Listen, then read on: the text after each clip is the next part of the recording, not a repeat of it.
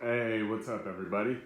So I wanted to do a quick video on the Giant, of course, and I took it for a long ride yesterday. We rode about 80 miles and we climbed about 8,000 feet. So I had a chance to kind of evaluate it as a long ride bike or a comfort bike.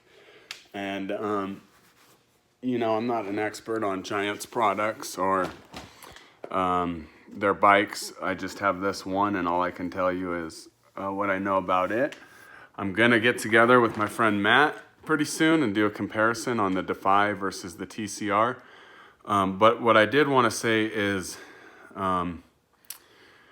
you know, Giant has the Defy brand, which is supposed to be more comfortable, more for like long rides, and just more comfort driven.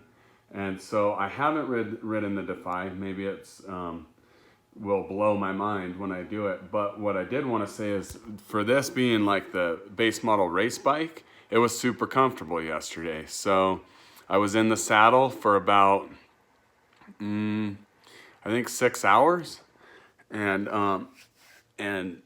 man, it was comfortable. So of course, I'm not really like a comfort driven rider. I'm not really particular about, you know, a lot of riders, they'll really notice all the little aches and pains that they have as they ride, like their saddle or their back or their shoulders or their arms or their legs. For me, I don't really, sometimes my shoulders get tired when I ride, but most of the time I don't really have too many complaints, except for, you know, if I'm suffering. But that's normal. So anyway, this bike did really well on the ride yesterday. Really happy with it. It's really comfortable, and I'm actually debating. I'm not debating. I am going to sell the Trek. So I got the Trek up for sale, and I'm gonna buy. I'm kind of getting into the triathlon, so I'm probably gonna buy a nice tri bike that's fitted to me, and it's gonna be a Giant for sure, just because I'm so happy with this bike. So yeah, and as far as the triathlon training and whatnot goes, I am signed up to do the Lake Tahoe triathlon. So it was a blast. I'm going to do the half Ironman and all of that. Let me know if you guys want any videos for triathlon training and stuff. And yeah, I just wanted to get on to say I'm really pleased with this bike. I haven't even changed the tires yet. I still got the tubeless on. Those will get switched.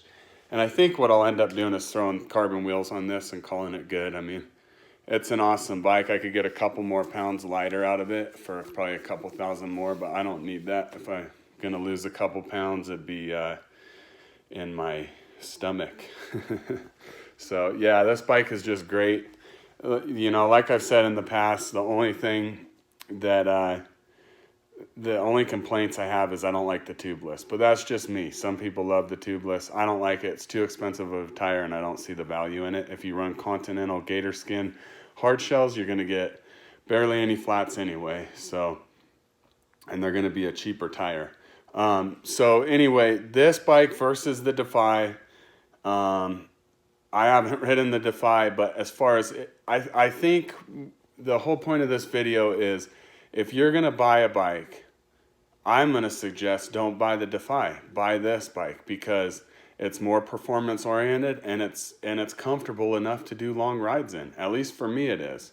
I mean, I don't know, it might be different. If it's different for you, put your comments below. Let me know what you think, and pretty soon I'll get together with Matt, and I'm going to ride his Defy, he's going to ride this, and we'll do a little comparison and breakdown, and maybe my mind will change after that.